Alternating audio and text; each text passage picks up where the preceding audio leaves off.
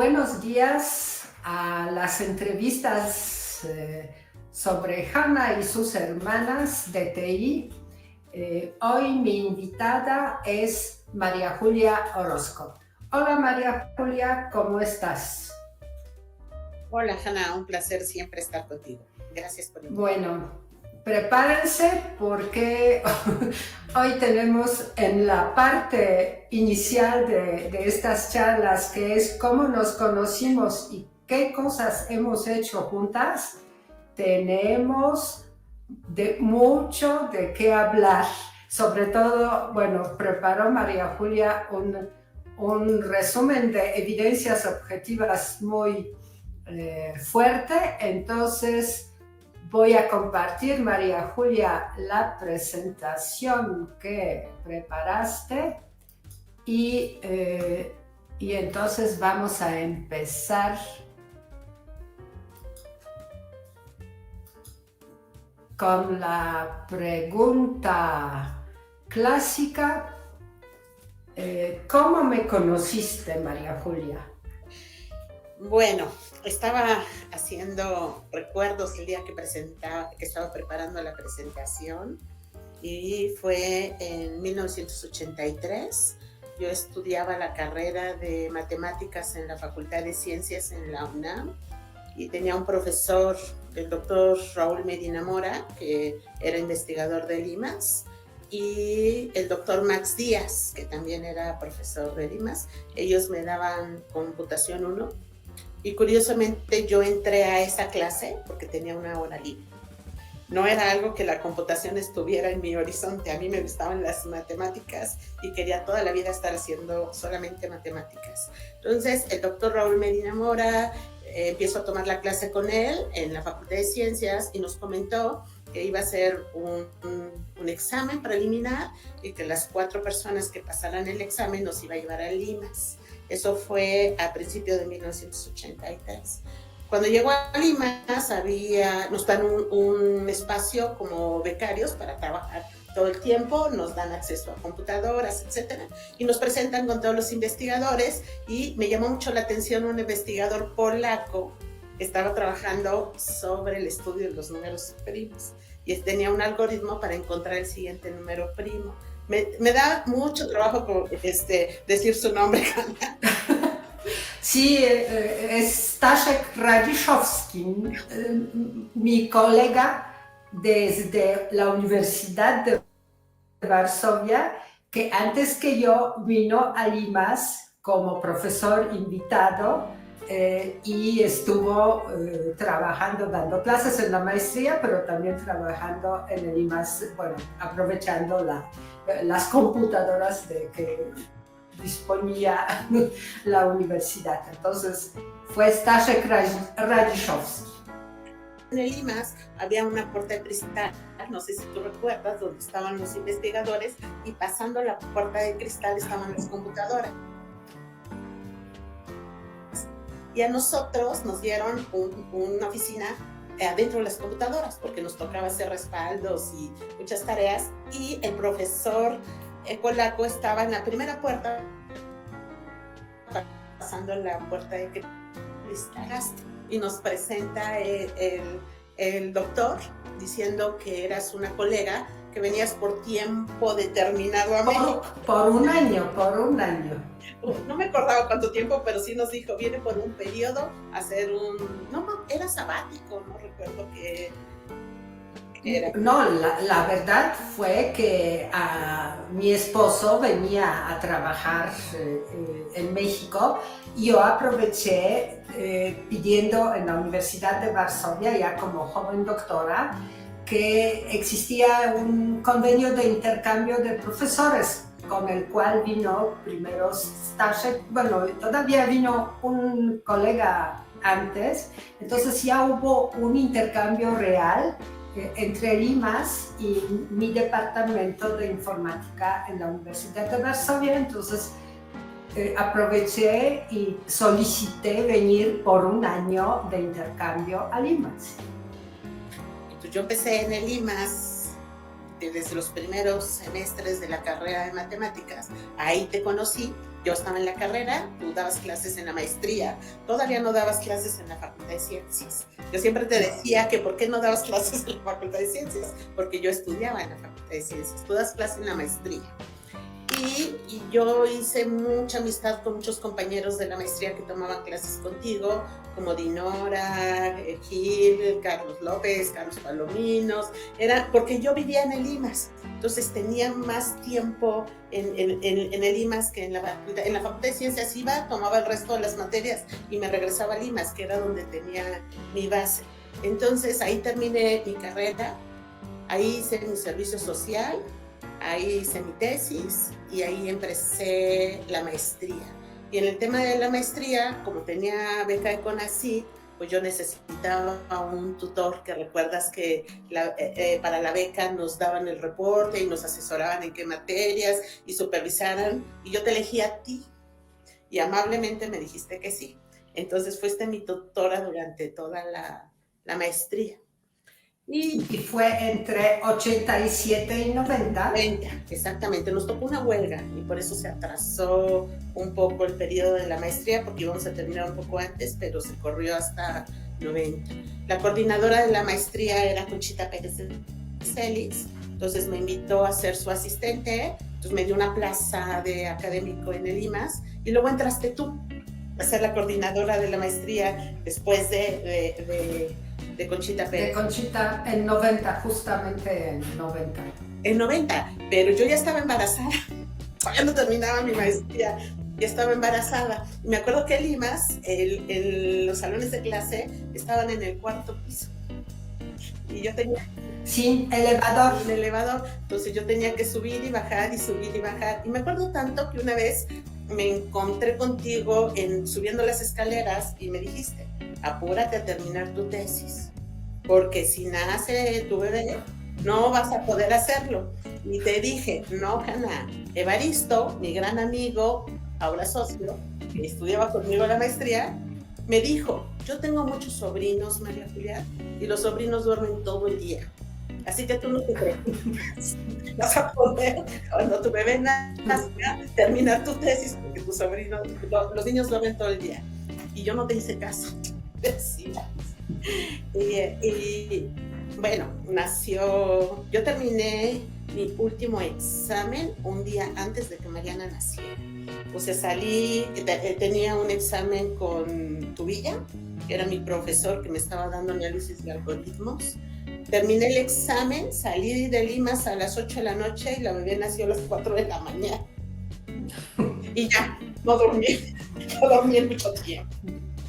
Así te conocí, en mi carrera de estudiante. Bueno, entonces vamos a otro recuerdo luego tuviste tu bebé y bueno, hiciste otras cositas. Y yo con Gloria Quintanilla, que ya fue entrevistada, con Lupita Ibargüengoitia y con Francisco López Lira,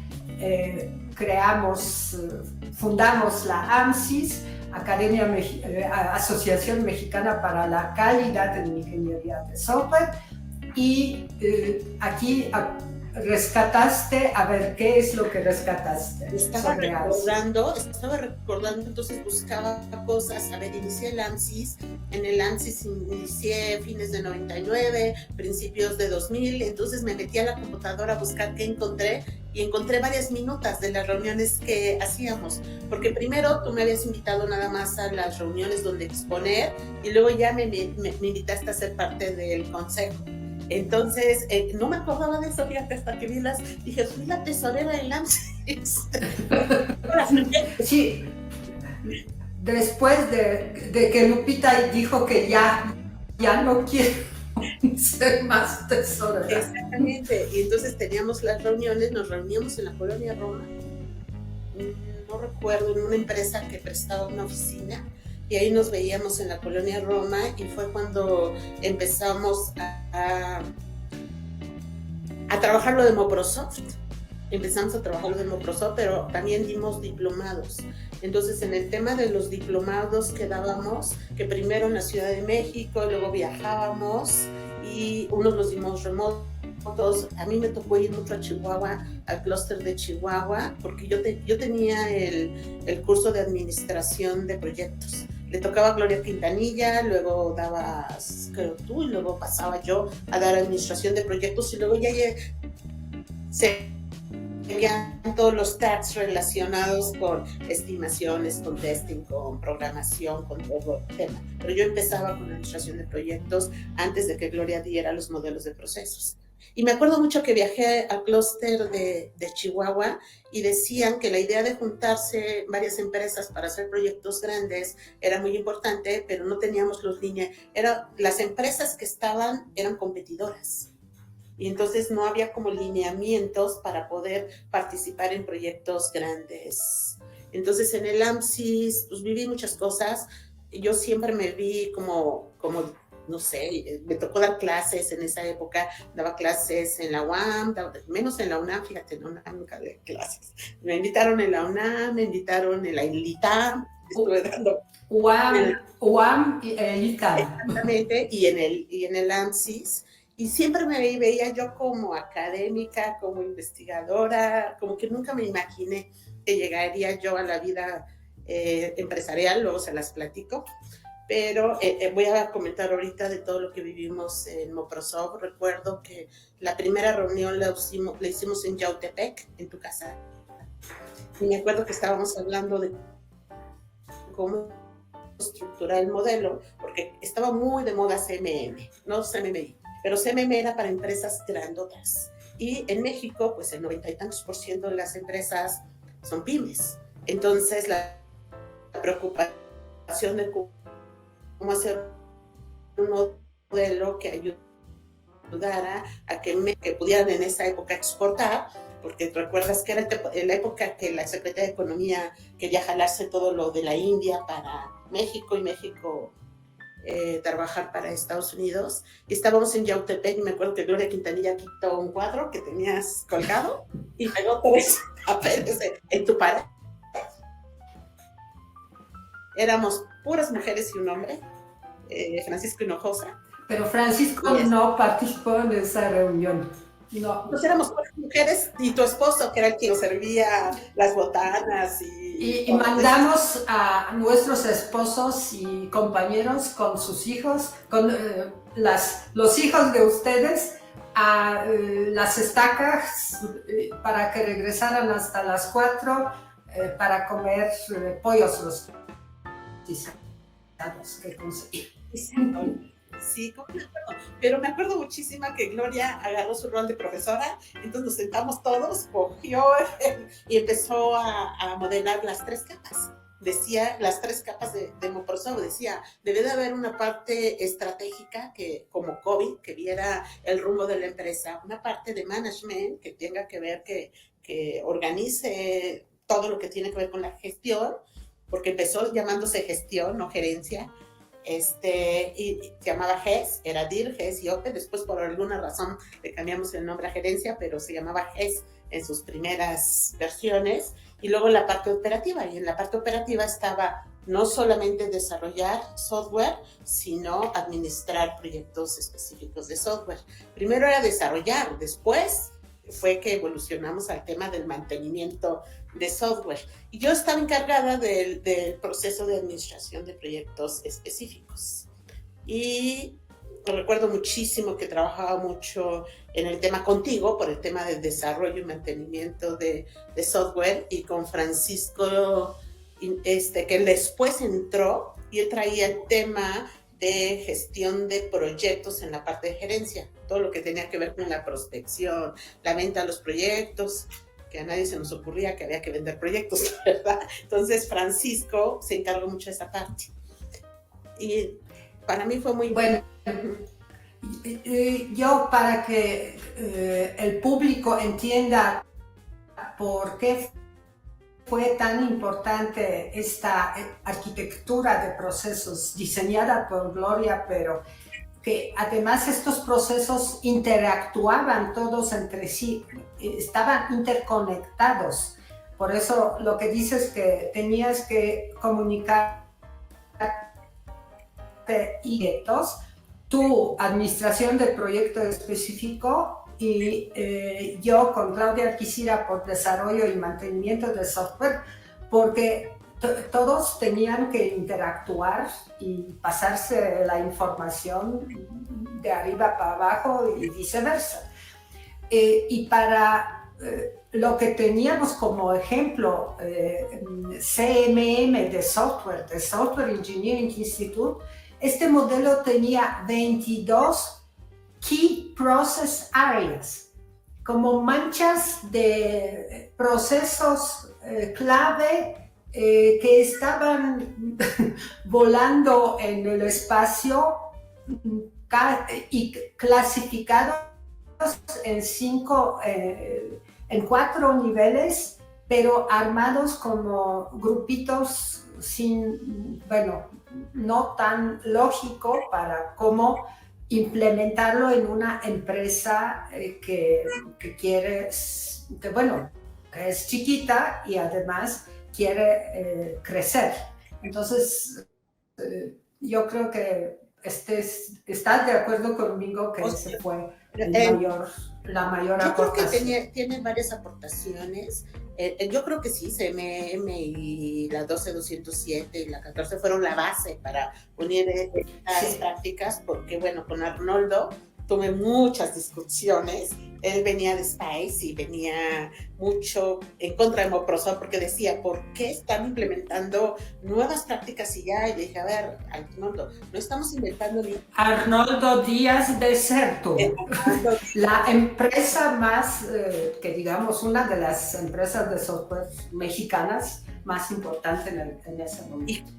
Con quien tengo una excelente relación con Arnoldo, pero discutíamos mucho acerca de las diferencias. Yo le decía, no queremos inventar el hilo negro, lo que queremos hacer es un camino que facilite a las empresas pequeñas, que es el contexto de México, a iniciar con esas prácticas internacionales que son complicadas y que si no tienes un consultor experto en tu oficina pagándole quién sabe cuánto dinero, no logras implementarlo. En cambio, Microsoft viene pensado a que la misma empresa puede analizarlo y puede ir definiendo por dónde empieza.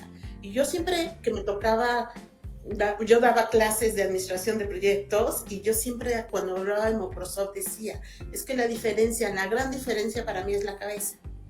Porque la parte de gestión de negocio te da el objetivo de una empresa, que es cuál es tu misión, tu visión, tus valores, hacia dónde vas, cuáles son tus objetivos estratégicos, qué quieres alcanzar, y luego implementas todo lo demás para trabajar alineado hacia eso. En cambio, en CMM te decía, de acuerdo a quién sabe qué objetivos traes, tienes que implementar esto. Entonces yo decía, te empiezan a implementar algo que no tiene cabeza. En cambio, en la empresa, comienzas con la cabeza. Para mí era uno de los principales diferencias, porque aquí estaba COVID, estaba con el PMBOK, estaba con el ISO 227, entonces como que lo mejor de cada prácticas se fueron embonando para dar un camino y una ruta clara a las empresas para poderlo empezar. Otra cosa que para mí era fundamental eran las revisiones entre pares. Pues si hay 3 personas en el proyecto, pues ¿quién me va a hacer la revisión entre pares? Y con Microsoft empezábamos mucho, aquí hay una revisión que puedo hacer yo mismo, pero tengo una práctica de revisión con un checklist. Entonces había diferencias que hacían que las empresas que empezábamos pudiéramos implementarlo de mejor forma. Yo en esa época ya tenía una empresa y nosotros empezamos a implementar Microsoft en el año 2001, 2002, al mismo tiempo que se estaba generando, y yo quería evaluarme nivel 5 de Microsoft, pero todavía no estaba el método de evaluación. Y no había quien te evaluaría. No, bueno, no había quien, y tampoco había el momento para poderse evaluar, pero algo importante que me gusta resaltar es que yo hice el ejercicio de decir, voy a implementar Microsoft y voy a hacer una evaluación CMM a ver a qué nivel llego. Y llegué a nivel 4. Y mi base fue Microsoft. Entonces sí, yo creo que fue un buen ejercicio para las empresas para iniciar en la mejora de procesos. Aparte que soy Microsoft, o sea, puedo hablar. Bueno, tan buen... Ok, aquí aparece la página para que los que no nos crean, vean que la página de Microsoft, donde está marcado tu nombre en amarillo y el mío, entonces ya. De este esfuerzo que hemos hecho, que acabas de resumir, nacimos de mis colegas de América Latina y España, porque teníamos reuniones entre académicos de América Latina de ingeniería de software y los de España, que en particular nos acompañaba Mario Piattini. Y en estas reuniones, una fue en La Paz, ya no me acuerdo exactamente, en el año 2002 o 2003, yo estuve en esas reuniones presumiendo lo que estábamos haciendo con Microsoft. Y entonces, en particular, Mario Piattini y otros colegas académicos de ingeniería de software de varios países dijeron, ¿por qué no probamos Microsoft en nuestros países? Y así nació el proyecto de Competisoft. ¿Qué te acuerdas, María Julia, de ese proyecto? Bueno, me acuerdo que fui de las pocas empresas, porque aquí sí entré como empresa, en Microsoft entré como persona física. En mis ratos libres, que no eran muchos, pero en mis ratos libres entré como persona. En Competisoft querían empresas que tuvieran experiencia en procesos y que dieran su punto de vista. Entonces me hiciste favor de invitarme, cosa que te he agradecido toda mi vida. Y entré como ultrasist a representar a las empresas desde el punto de vista de nosotros. Éramos 13 países, me acuerdo, los que estábamos involucrados, y había 120 investigadores y 2 personas de prensa. Todos eran investigadores. Sí, luego los investigadores buscaron en sus países empresas víctimas para probar Microsoft. Pero al principio tu empresa fue invitada como la empresa que podía compartir las experiencias ya de Microsoft con los académicos y con entonces, otras la realidad empresas. que fue una experiencia para mí muy padre. Tuve la oportunidad de viajar conjuntamente contigo. Aquí me acuerdo muchísimo que llegamos a España. En España, ahí está Mario Piattini exactamente, que era el director del proyecto y tú la directora técnica. Entonces nos invitan a España, ¿eh? Llegamos y nos tocó capacitar en todo el modelo a varios representantes de cada país. Ahí fue en la Universidad de Castilla-La Mancha, en la cual trabaja el doctor Mario Piattini, nuestro apoyador tremendo desde sí, siempre. Ahí conocí a Pino, que tuve una muy buena relación con él. Francisco Pino, que fue en ese momento estudiante de doctorado de Mario Piattini. Ajá, y él de Colombia y de Cauca, de la Universidad de Cauca en Colombia. Y a la fecha seguimos teniendo contacto y colaborando y revisando. ¿Y qué opinas de este artículo? Me lo manda, le opino. La verdad que hice muy buenos amigos del mundo de procesos en Iberoamérica. Este es el ejemplo de cuando llegamos un día antes, no sé si lo recuerdas, llegamos a Madrid antes de ir a La Mancha y nos tocó el desfile del orgullo gay. Sí, y no pudimos cruzar la calle. No podíamos cruzar la calle, atrás se ve. Entonces nos tuvimos que quedar ahí a oír a Alaska Dinarama, no recuerdo qué se llama, porque no podíamos cruzar. Entonces, es una foto que me gustó mucho porque recordé todo ese tiempo en España juntos y por eso la agregué. Después, sí, nos tocó ir a Argentina. Eran las reuniones. Pero fíjate que me di cuenta que primero fuimos a Argentina y luego a una reunión de organizar Competisoft y luego a España, pero no importa. Sí, esta foto es de la segunda vez que fuimos. La primera vez. ok. Y es que luego fuimos 3 veces. Bueno, yo fui 3 veces porque tú no podías y me mandaste a Mar del Plata a una conferencia donde presenté Moprosoft. Juntas fuimos 2 y luego yo fui una tercera a Mar del Plata, a la Academia Argentina, para presentar Moprosoft. Entonces la realidad es que me gustó mucho Argentina. Aquí estuvimos en la coordinación donde estuvimos revisando los avances del proyecto, iban los representantes de cada uno de los países y recuerdo aquí que conocimos a la gente de Brasil que luego empezó a empujar para la ISO. Que ellos hicieron su propia versión un año después de Moprosoft. Hicieron MPS.br,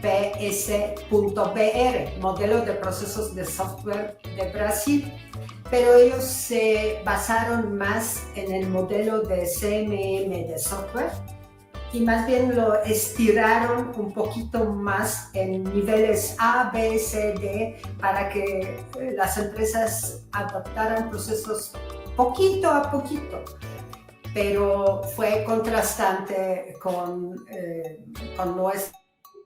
nuestra versión de Moprosoft, que tenía otra filosofía que ya explicaste muy bien. Yo y estábamos platicando de que te estaban pidiendo de una versión ligera para poder empezar. Y entonces ahí hablamos de los perfiles. Hasta pintamos una botella.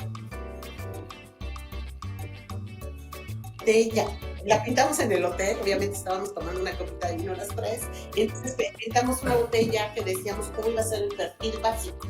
Entonces decíamos si el perfil básico, el perfil medio y el perfil avanzado. Y eso fue en un cuarto de hotel ahí en Argentina platicando. Y luego ya evolucionó todo un trabajo que tú continuaste con otro equipo para ver los perfiles. Con ISO, ya llevando Moprosoft a nivel de ISO, y allá justamente 29110 quedó Moprosoft en niveles inicial, intermedio y avanzado.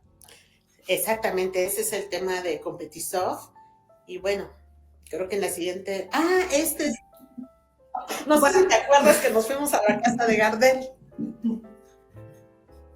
Sí, pero no tengo esa foto. A la casa de Gardel, en donde era la historia del tango, y entonces vimos un show en donde vimos cómo había evolucionado el tango en las diferentes épocas, y saliendo estaba aquí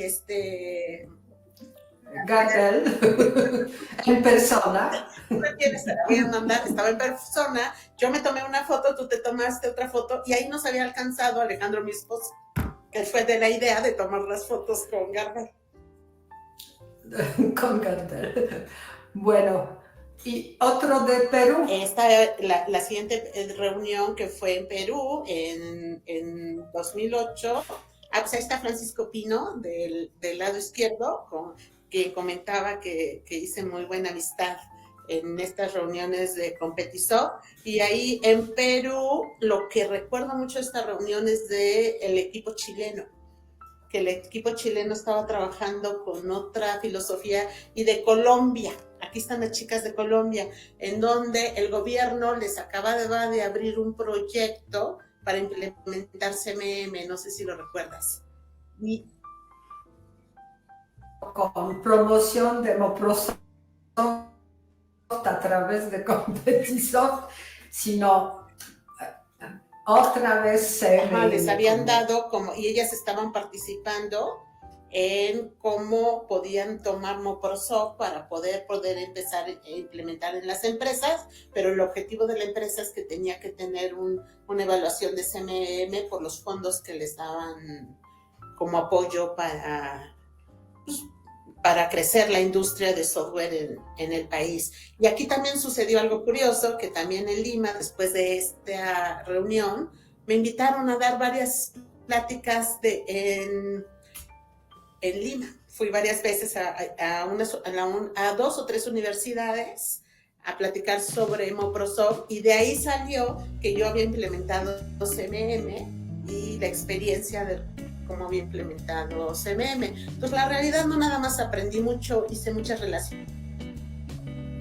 conocí mucha gente, viajé mucho, me divertí mucho, formé las bases para lo que hice después. Y el resumen de todo ese esfuerzo de 3 años está en esos libros. Exactamente, en el libro de Competisoft, aquí está el libro de Competisoft, donde María Julia aparece como coautora. Sí. Y aquí este libro resume porque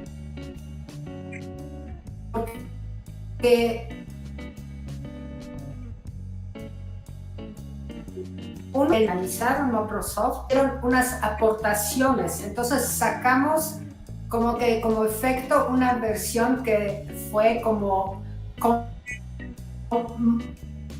americano que se llamó Competisoft, y hasta los jóvenes no van a creer, pero en el libro está pegado un disco en el cual está la versión Competisoft tuerada de Microsoft. Y bueno, aquí está el artículo que yo creo que el artículo que se titula, aquí está, que creo que lo tenemos en Estrategias de implementación del modelo de Microsoft, donde tú apareces como primera autora, yo y Claudia Alquicira. Yo ahorita lo ojeé y dije, este artículo es súper actual. Es una receta como en startup o una empresa pequeña que apenas está empezando, cómo implementar los procesos adecuados a este contexto para que la empresa pueda crecer. ¿Estás de acuerdo? Sí, la verdad que para mí sigue estando vigente.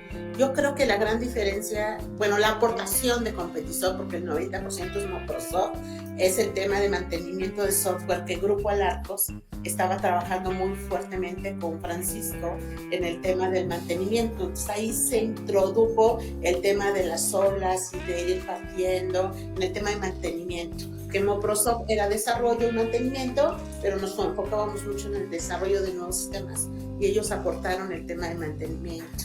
Creo que esa fue la mayor. Sí, y otra cosa fue una discusión sobre términos en español, una pelea por requisitos o requerimientos con españoles fue fantástica. Sí, eso también iba a decir dos cosas, el proceso de mantenimiento y la nomenclatura que fuera estándar, porque aunque todos hablábamos español, tenían diferentes connotaciones, no nada más requisitos, peleamos en todos los procesos, que todos los nombres, ¿cuál era la...? Y me acuerdo que los peruanos nos regañaron por minutas de las reuniones. ¿Qué es eso de hacer minutas? Bueno, ok. Esta, la que, bueno, y tengo la de fábricas de software, que aquí aparece ya tu empresa, Ultrasys. A ver, déjenme abrirla. Ya estás presumiendo a Ultrasys como empresa ejemplo para América Latina y bueno, empresa que tiene implementados los procesos, tiene ciertos logros. ¿Te acuerdas algo? No, me acuerdo perfectamente porque me acuerdo que también con Mario y contigo trabajábamos este esfuerzo y él decía, en esa época éramos empresa nivel 4 y éramos 10 personas, 15 personas y 20 personas. Cuando tuvimos la evaluación éramos 20 personas. Entonces él me decía que cómo era posible que CMM se acoplara a una empresa tan pequeña que no se veía que platicara mi experiencia, y la experiencia que yo platico es que realmente nuestra base fue Moprosoft. O sea, nosotros lo que hicimos es tomar Moprosoft para tener disciplina de procesos y para tener implementado ese motor de procesos de gestión de procesos de la capa de gerencia de Moprosoft. Lo demás es consecuencia de la mejora. Entonces, no importa qué tamaño tiene. Lo importante es empezar con el tema del motor de gestión de... Y es algo que explico en este libro de cómo empezamos, cómo fuimos evolucionando y cómo siendo tan pequeños fuimos pues una empresa con evaluación. El CMMI en el SPG empezó a hacer su versión SPG americana y empezó en Guadalajara. Sí, sí. Y sí, fue en Guadalajara que vinieron como que atacar a América Latina promoviendo CMM y CMMI. Creo que fue todavía ya fue CMMI porque ya teníamos Moprosoft. Y fue el año 2003, eso me acuerdo muy bien ahorita. En Guadalajara llega toda la tropa de Software Engineering Institute, incluyendo a Sus García, que ya fue nuestra amiga y conocida, y ellos presentan CMMI y vinieron varias gentes de muchos lados de América Latina y presentan CMMI, pero me dieron permiso para presentar lo que hicimos como Moprosoft. Y en esta presentación de Moprosoft, sentada al lado, yo di la presentación en español porque era reunión principalmente. Sus García estaba sentada y Gloria a su lado traduciéndole poco a poco lo que yo estaba platicando sobre Moprosoft. Y el efecto, por lo menos para mí, fue fantástico porque después de eso, Sus García me invitó a participar en un international grupo selecto con Barry Bowen y las cabezas máximas de ingeniería de software. Y durante 3 años tuvimos 8 talleres en diferentes lados del mundo, diseñando como que el futuro, cuáles van a ser perspectivas de la ingeniería de software para próximos 10 años. Entonces, para mí esta reunión en Guadalajara fue un regalo de Dios, gracias a nuestro trabajo de todos ustedes en Moprosoft. Sí, recuerdo mucho, pero bueno. Y el último libro que vamos a presumir como consecuencia de Competisoft fue el libro, en esta ocasión en inglés, convocatoria a mundo entero, quien tiene experiencia de implementar procesos en pequeñas organizaciones.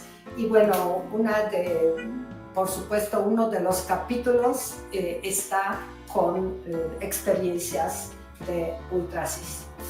Bueno, pasemos a... Bueno, esta es, ya presumí la página del libro.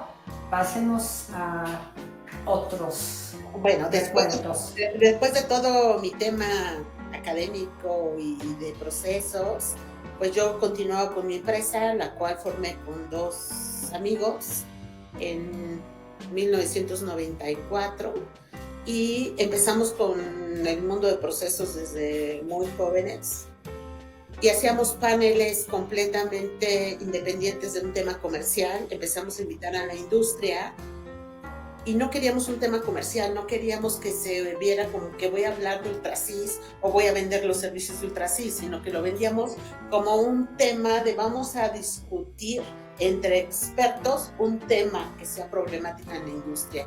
Este es un panel, hicimos muchos, pero este es el panel que hicimos sobre innovación y TI en 2009. Si observan en la mesa de los panelistas estaba el doctor Carlos Osaya, que en esa época era el coordinador de las carreras de ingeniería en el ITAM. Posteriormente estaba en Grupo Oval, en Grupo Nacional Provincial. Obviamente nuestra querida maestra, doctora Hanna Octava.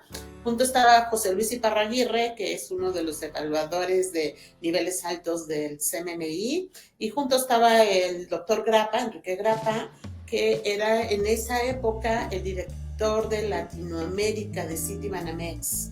Entonces fue un panel sobre la innovación, Hanna. No sé si recuerdas este panel. Lo quise poner porque la realidad jalábamos mucha gente porque iban paneles muy importantes o panelistas muy importantes. Sí, porque además fue unas expresiones de la industria mexicana a la gente de la industria mexicana. Compartir conocimientos, no nada más competir en el mercado, que creo que esta fue el mayor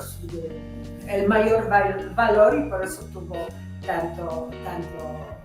tuvo varios seguidores. Este es el mismo panel, pero estábamos ahí con el doctor Cordero. Era el doctor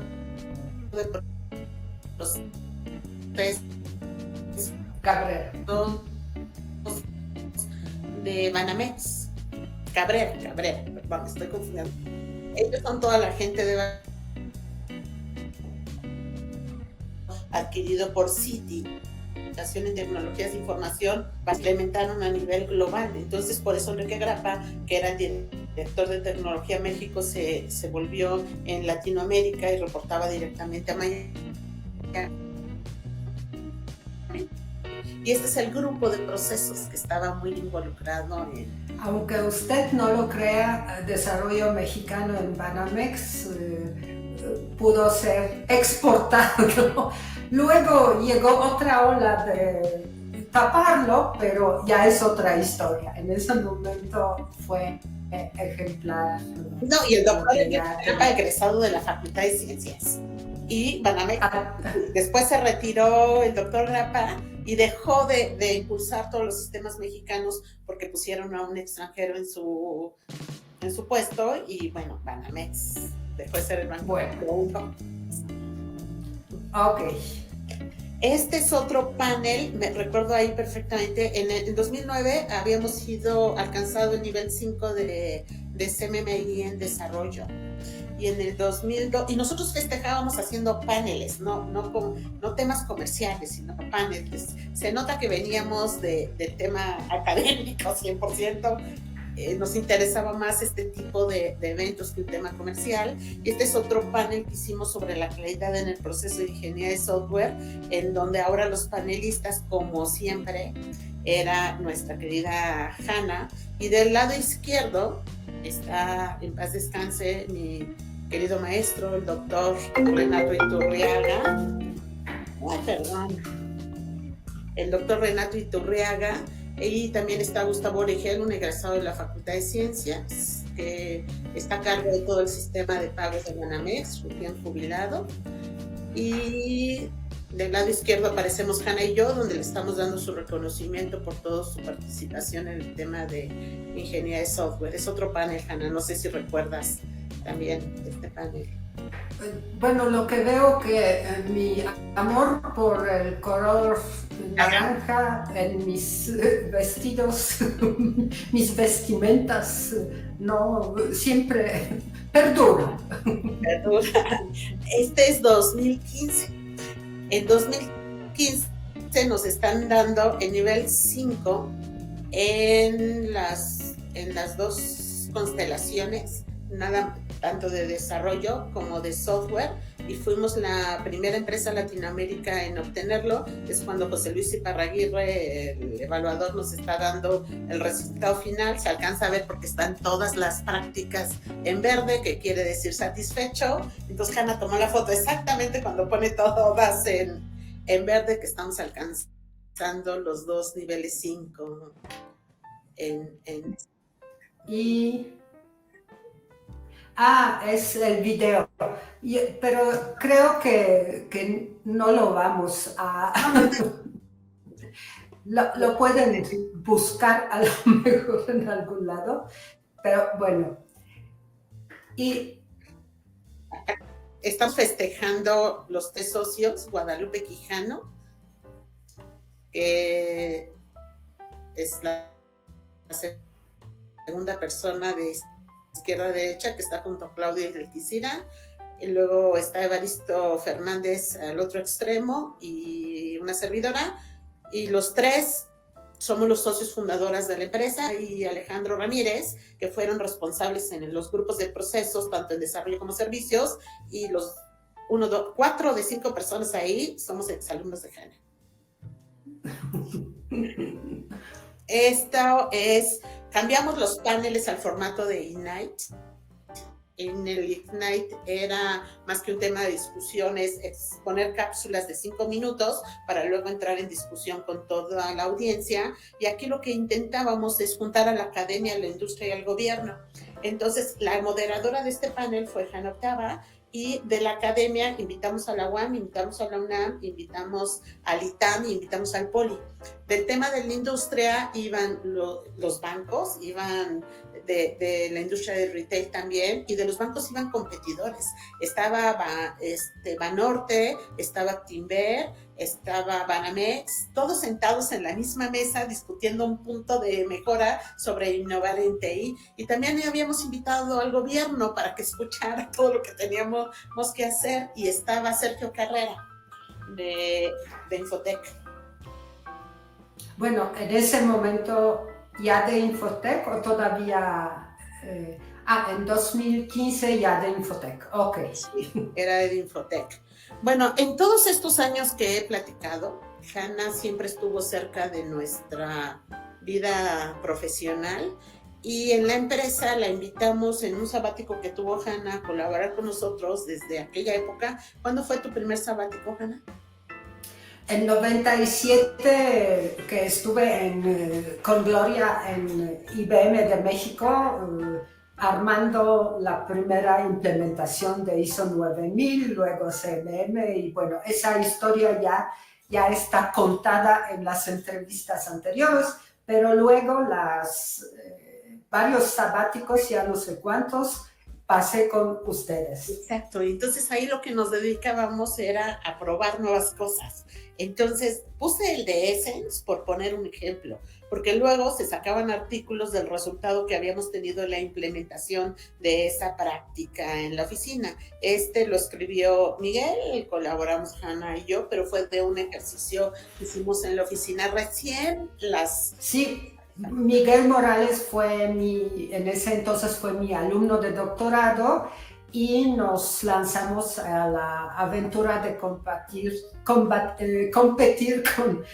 Qualiver, con Ivar Jacobson, y bueno, y eso terminó en el estándar Essence a nivel de la industria global, pero para probar nuestras ideas utilizábamos a Ultrasys como conejillo de India para ver si estas ideas, porque en un doctorado se tiene que hacer experimentos controlados, y ustedes siempre se prestaban a ser conejillos de India de varias tesis de doctorado y de maestría.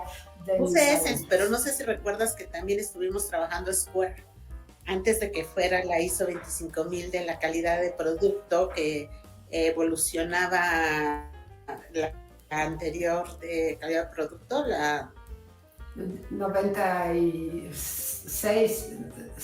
Bueno, los números de ISO siempre son complicadísimos. A la 25000 estuvimos revisando como draft contigo cuando era Square en la oficina, en el grupo de procesos internos, estuvimos revisando para hacer observaciones, y también hicimos, uno que me gustó. Fue estándar como modelo de calidad funcional, pero sobre todo atributos de calidad no funcionales que estaba tratando de definir este estándar para luego definir métricas de cómo medir esos atributos de calidad en los productos. Ajá, y uno que me gustó mucho es el que hicimos de la madurez de los equipos. Hicimos también un ejercicio de la madurez de los equipos, que también salió una chica con doctorado tuyo, que decíamos en los ágiles, cómo los equipos, qué variables hacen que un equipo sea más productivo. No necesariamente es que todos tienen la capacidad técnica, sino evaluamos características como la comunicación, la coordinación, la confianza, la colaboración. Entonces sacamos el modelo basado en el modelo de Tuckman, del modelo de madurez, y también se escribió un artículo acerca de él. Bueno, fue Sandra Ramírez, mi alumna de doctorado, que también los tomamos como conejillos de India para demostrar propuestas teóricas en la práctica con ustedes, en experimentos con ustedes. Y luego nos invitaban ya al CMMI Institute a exponer, varios años nos invitó a exponer todo nuestro origen de Muprosoft, de cómo crecimos, de cómo fuimos cómo fuimos MMI, y toda la experiencia que estuvimos, nos invitaban a participar, y todo es pues originado de los trabajos que hemos hecho siempre contigo. Bueno, fue y sigue siendo una colaboración real entre la academia y la industria, en este caso en el área de ingeniería de software. Aquí esta foto me gusta mucho, y me gusta mucho, era otro Ignite que estuvo basado en los datos. El Ignite se llamaba El Poder de los Datos. Invitamos a gente de AWS, de Google, pero la foto donde más me gusta es que les platiqué que yo empecé en computación por el doctor Raúl Medina Mora, que está justo a la izquierda, la primera persona que está ahí. Por eso empecé en computación. Luego en la maestría con Hanna Octava, y luego a lo largo de mi vida profesional. Y el doctor Iturriaga, que fue mi primer cliente en un proyectote de seguridad que tuvimos, y que Hanna nos ayudó a colaborar con él, y que le aprendí muchísimo en la vida. Pues me gustó mucho esto porque estamos en el Ignite, estamos hablando de datos, y están mis 3 mentores de la vida profesional en esta foto. Muy bien, y ahora ya, vayamos al mundo. A ver. Vamos al mundo. Bueno, esta foto, nosotros cumplimos 25 años en 2019, y en 2019 lo festejamos porque en el mundo ya había nacido CMMI 2.0. No sé si recuerdan cuál era la gran diferencia de todo lo que había venido con el CMMI. Pusieron un modelo más estricto de evaluación, cambiaron a que eran aleatorios. Ya la empresa no podía poner sus proyectos, que a ver, evalúame estos 4 proyectos, puedo estar muy bien en ellos y en los demás no. Cambió todo el modelo de evaluación a un tema aleatorio, y la pusimos porque en el mundo quien había obtenido esto era India y China, nada más. Habían 6 empresas en el mundo, y la primera empresa que no era asiática, que logró tener el nivel 5, fue Ultrasys, mexicana, basada en todo eso. Entonces, por eso la quise poner, porque todo ese esquema que nacimos siendo una empresa de 3 personas, de 10 personas, de 20 personas, que ha crecido por creer en los procesos, por creer en las prácticas. Esto es lo que nos ha mantenido, porque no tenemos socios capitalistas, no tenemos alguien que llegó a invertir su dinero en la empresa, sino ha sido el constante trabajo de aprender, equivocarse, volver a aprender, creer en los procesos, creer en la práctica, creer en todo en los equipos. Nos hizo llegar a estar en el punto 7. Nos pusieron en América, que realmente si ven los nombres, somos la empresa no asiática, pero muchas de esas empresas como Capgemini tienen presencia en Europa. Entonces, aunque se evaluaron en Asia, tenían presencia en Europa, entonces por eso nos pusieron empresa americana, pero realmente fuimos la séptima, por eso la puse. Ahí fue cuando nos empezamos a internacionalizar. Aquí estamos festejando nuestros 25 años. Si ven la constante en todos nuestros festejos de todo lo que les he platicado, siempre está Hanna. Por eso quise poner que ha sido un punto importante para poder evolucionar. Hanna y el doctor Iturriaga. Después hicimos un ejercicio, Hanna, no sé si te acuerdas, de hacer un concurso de portales, y de portales de expresar la gente lo que vivía en sus proyectos. Entonces, no sé si recuerdas este ejercicio.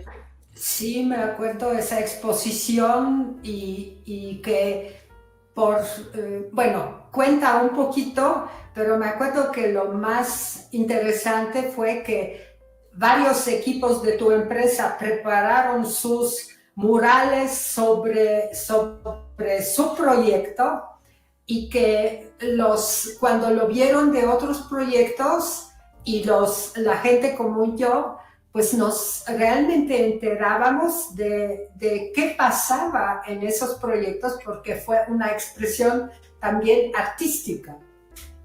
Creo que fue muy importante que Hanna me decía, ¿te fijas cómo es muy importante que no nada más estés en tu proyecto, sino que no puedas vivir los éxitos y pues no fracasos, pero tropiezos, porque te vuelves a levantar de otros grupos de trabajo en la empresa? Entonces eso fue donde empezamos a trabajar lo de Tuckman por eso, porque dijimos, empecemos a ver los temas colaborativos, no todo es el tema técnico de la ingeniería de software, empieza a tomar mucha relevancia el tema de la colaboración en los equipos y de comunicación. Y la palabra que yo usaba y sigo utilizando y molestándolos es la visibilidad, y es la visibilidad interna de lo que está pasando en la organización, y también visibilidad externa, presumirse hacia el exterior. Pero bueno, me hacen caso de vez en cuando. Nosotros te hacemos caso muchas veces. Y en la siguiente lámina está el grupo evaluador, porque hicimos un hackathon. Abajo están los que ganaron del hackathon y tú estás dentro del comité evaluador, estamos arriba evaluando, y del lado izquierdo está Gustavo Arellano, que también es un egresado de la Facultad de Ciencias, de la maestría de Limas, profesor de Limas. Estamos motivando este tema de colaborar con los equipos, trabajar junto. Y algo que yo he aprendido en los últimos años, Hanna, es que, y yo siempre les digo, en la ingeniería de software para eso estudiamos. El problema real en los proyectos está en las personas, en cómo nos comunicamos, cómo colaboramos, cómo damos visibilidad, cómo nos integramos, y son los esfuerzos que ahora constantemente estamos trabajando, porque les digo, oigan, a programar nos enseñaron en la escuela, a probar nos enseñaron en la escuela. Esto es lo que aprendemos en la vida, ¿no? Bueno, y un poco ya resumiendo en el tema profesional, lo que quería comentar es que nosotros pues sí somos un semillero que ha crecido de la UNAM, mucho de la UNAM. Nos hemos complementado con gente mucho de la UAM y del POLI, de muchas otras universidades. Ya tenemos Richard, nuestro director es del TEC de Monterrey, pero lo que quiero decir es que nuestros líderes, el 45% de los líderes hemos sido alumnos de Hanna. Y yo creo, la gente cuando me pregunta es, ¿qué es lo que tú consideras que has hecho diferente en tu empresa? Creer en los procesos, creer en la disciplina, creer en la gente, trabajar en el equilibrio de los procesos, la gente y el negocio. ¿Y por qué ha sido eso? Pues porque nacimos de la UNAM y somos gente que venimos de una misma escuela. Yo creo que eso nos ha ayudado a fortalecernos. Bueno, y ahora sí, hablando internacionalmente, ya para no aburrirlos, porque hablo mucho y me hice el propósito de no hablar. En 2021, una empresa americana que se llama iLink, que es una empresa que forma parte del grupo de innovación de Microsoft y se sienta en la mesa de discusión de innovación de Microsoft, su sede está en Seattle, en Estados Unidos, andaba buscando una empresa mexicana para poder fortalecer su tema de nearshore y todos sus proyectos que procesa en India, tiene mucha presencia en India, es maquilarlos con un nearshore en México para que luego se manden a la India. Buscó 400 empresas mexicanas, lo hizo a través del clúster de Monterrey, entrevistó a 400 empresas y decidió adquirir el 51% de las acciones de Ultrasys. Entonces ahora somos Ultrasys, una empresa de la compañía de iLink, tiene presencia en todas esas partes. Y pues la realidad, me siento muy contenta porque somos 100% mexicanos, no son, revisaron muchas empresas, muchas. Y no nada más las visitaron aquí, fueron a Argentina, fueron a Chile, entonces encontraron ventajas y desventajas, pero ellos querían México, y querían México por la cercanía, por el tiempo horario, por lo demás. Y ahora pues somos parte de esta empresa global, estamos aprendiendo nuevas cosas, otro tipo de procesos, otro tipo de prácticas, y pues nos estrenamos el año pasado. Y esta es como inicia, bueno, estos somos, Ultrasys empezó con 3 socios que ya se los platiqué, pero realmente de esos 3 socios la empresa tenía 5 colaboradores, los 5 colaboradores, uno era administrativo, la otra era Guadalupe, la directora, y éramos 3 operativos. Del lado izquierdo es Evaristo Fernández, Félix de la Hoy y una servidora, de los cuales los 3 que empezamos en 1994 esta historia, seguimos estando juntos, seguimos creciendo la empresa, pues ahora de ser 3 somos 400 en México y nos complementamos con 3000 con iLink, y es todo un reto que les quería decir que sí se puede, que se puede crecer. Bueno, María Julia, ok, entonces pasamos a la otra parte que ya creo que como resumiste muchas cosas, bueno, ya se tocaron muchas cosas en esa parte, pero la gente siempre está interesada, sobre todo mujeres. ¿Cómo fue que te metiste, a fin de cuentas, llegaste a la... Ya nos contaste un poquito que estudiaste las matemáticas, pero ¿cómo se te ocurrió estudiar matemáticas primero? Bueno, a mí desde chiquita me fascinaban las matemáticas y desde niña siempre dije que iba a ser maestra de matemáticas. Lo mismo que Lupita Ibargüengoitia. Y yo me veía dando clases de matemáticas toda mi vida. Sí, pero no me di cuenta que las matemáticas lo que te enseñan es a resolver problemas. Entonces, por eso empecé en matemáticas. Y cómo brinqué a la computación, pues porque me gusta resolver problemas.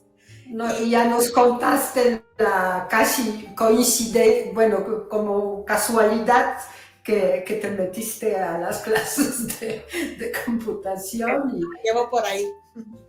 Bueno, y ahora también nos ya contaste cómo nació, pero a lo mejor cuenta un poquito más, ¿cuál fue la razón de que fundaron en una época, en los años 90, cuando no tenían... Las pocas empresas que yo me acuerdo que teníamos en México relacionadas con tecnología de información fueron más bien de vender las computadoras, ¿no? Y ustedes decidieron crear una empresita de desarrollo de software. Entonces, ¿de dónde nació esa necesidad? La realidad, no sé si lo quiero decir, pero yo decía, no quiero tener jefes. Bueno, es una buena razón. O sea, porque a mí me gusta innovar, tengo mucha pasión en las cosas que hacía y yo no me quería ver en una oficina haciendo siempre que alguien más me dijo. Entonces de ahí surgió la idea de formar una empresa donde nosotros pudiéramos dirigir el rumbo de nuestra vida hacia donde queríamos, porque tu vida profesional forma parte de tu plan de vida. Pero desarrollar software en esa época en México. Bueno, la realidad es que yo venía del IMAS, que yo no sé si tú recuerdas cómo era esa época en el IMAS, que si la Funli se caía porque los investigadores trabajaban el 24 de diciembre hasta las 10 de la noche, como nosotros éramos los que soportábamos el tema, me acostumbré a estar ahí metida en los sistemas todo el tiempo. Entonces para mí ya era natural estar metida el 1 de enero y el 25 de diciembre, pero tenía una diferencia. Yo quiero algo que me haga estar cuando tengo que estar. Pero si tengo un tema personal, pueda salir. Y eso es lo que yo buscaba mucho. O sea, buscaba el poder tener la libertad de poder estar donde tengo que estar. Si tengo que estar con mi familia, estoy con mi familia. Si tengo que estar con el cliente, estoy con el cliente. Si tengo que estar en la oficina. Entonces, eso es lo que yo buscaba en la vida. O sea, poder tener como la libertad de dirigir mi rumbo. ¿Y te acuerdas qué tipo de sistemas o software estaban desarrollando en sus primeros añitos y para qué tipo de clientes? Nuestro primer cliente fue Médica Móvil, la empresa como de los 911 de médica que hay, que son las ambulancias de terapia intensiva. El director de la empresa era Fabián Casabón, un egresado de la Facultad de Ciencias, que todo viene de la Facultad de Ciencias. Nunca en mi vida tenía un trabajo, nunca en mi vida tuve que ir a una entrevista. Todo me salió de los conocidos en la Facultad de Ciencias, en el IMAS, profesores, con Petisomo, Prosoc. Ahí se armó mi círculo. Entonces, con Fabián, que tenía un tema de hacer un sistema para las ambulancias que pudieran ver el expediente clínico, nos invitó a participar con él. Fue nuestro primer cliente, nuestra primera factura. Nuestro segundo cliente fue la UNAM, porque hicimos el sistema de presupuesto para la UNAM.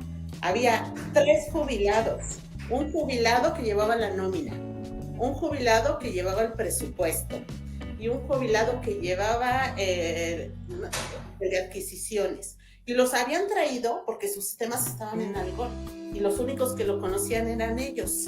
Entonces, la universidad quería dejar de tener esa dependencia y hubo una migración. Entonces, pues como veníamos de la UNAM y como Raúl nos había recomendado bien, junto con Max, entonces empezamos a hacer 10 personas el sistema del nuevo presupuesto de la UNAM. Era un negocio. Bueno, ok, ya entendimos los inicios.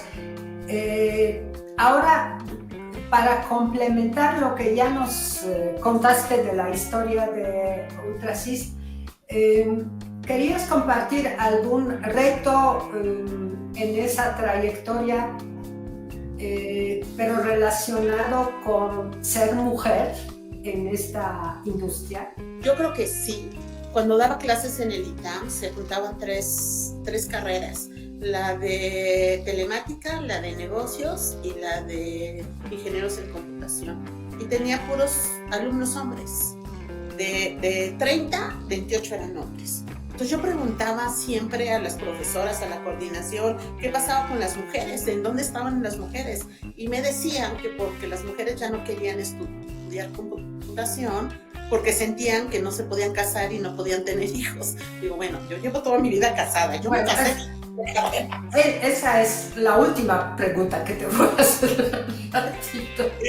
Bueno, pero al tema de las mujeres, creo que hay una mala información de que no puedes tener vida personal en estas carreras.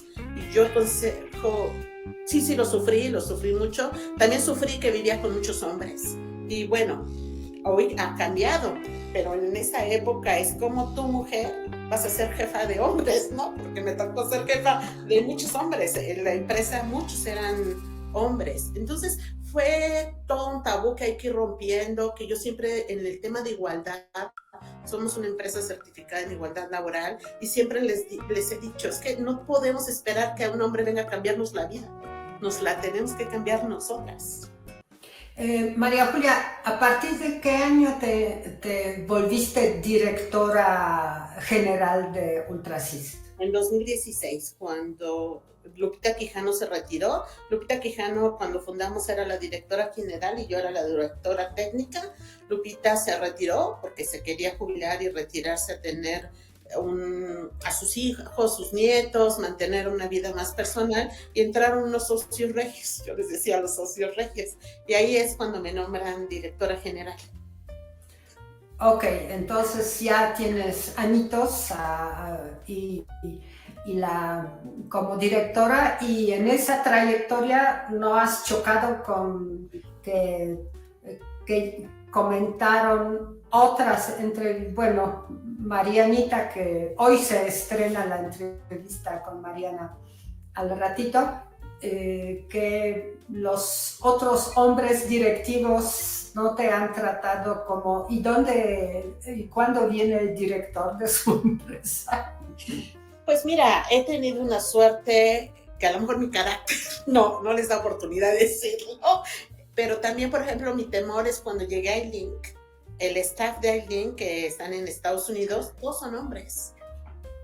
En México yo no tenía tanto temor a hacer eso en México porque me acostumbré, así crecí, pero hace año y medio que firmamos, sí, mi temor es que cuando yo veía al staff y cuando me invitaban al board, eran puros hombres. Entonces yo decía, madre, me van a correr. Además, nunca había tenido jefes, nunca en mi vida había tenido jefes. Empecé a tener jefes hace un año y medio con puros hombres. Pero la realidad me han aceptado muy bien, me han invitado a India, porque ellos tienen varias empresas en India, y me dicen, es muy importante que vayas a India, porque es importante mandar el mensaje que las mujeres, o sea, como motivar a las mujeres que podemos hacerlo, y me he acoplado bastante con ellos, aunque son puros hombres. Ok, bueno, entonces la vida personal y versus tan llena de actividades, vida profesional, ¿cómo lo has vivido y qué podrías compartir con las mujeres para que se les quite el miedo que sí se puede? Pues mira, yo estoy casada desde que estaba en la facultad. O sea, la realidad me casé sin terminar la carrera. ¿Por qué? No sé, mi mamá, ¿por qué me hice casar mi mamá? No sé, pero me casé muy chica, y entonces yo creo que hicimos una muy buena pareja en el sentido de que queríamos los dos crecer. Yo apoyarlo a él y él apoyarme a mí. Yo creo que desde que nos casamos, pusimos y sentamos las bases que somos una pareja y que los dos nos vamos a apoyar, uno y otro otra vez. Cuando decidimos tener a Mariana, mi hija, yo te ayudo, no, es responsabilidad de los dos. Yo creo que es platicarlo, y platicarlo desde el principio, porque yo tengo amigas que me dicen, es que mi esposo me ayuda en ir a recoger a la niña. ¿Cómo que te ayuda? Pues es responsabilidad de los dos, ¿no? Entonces yo creo que desde el principio decir, los dos tenemos la responsabilidad, una vez vas tú, otra vez yo, y es platicar cuándo puedes ir tú, cuándo puedo ir, porque hay que estar presente con la familia, y hay que estar presente una vez, otra vez, o los dos juntos. Y para mí ha sido mucho más fácil estar casada, porque cuando éramos novios tenía que correr y llego tarde. ¡Córrele! Eso me había olvidado en el IMAS, metida ahí, que no me compilaba. Ya llegaba tarde y se enojaba porque llegaba tarde. En cambio, ya casada, pues llego a mi casa, entonces ya no hay problema de que... María Julia, y con tantas actividades, ¿tienes tiempo para algún pasatiempo, algún hobby, alguna cosa que te distrae de todo esto? ¿O no? Visto, mi socio siempre me critica, porque ¿qué haces en tus ratos libres? Leer.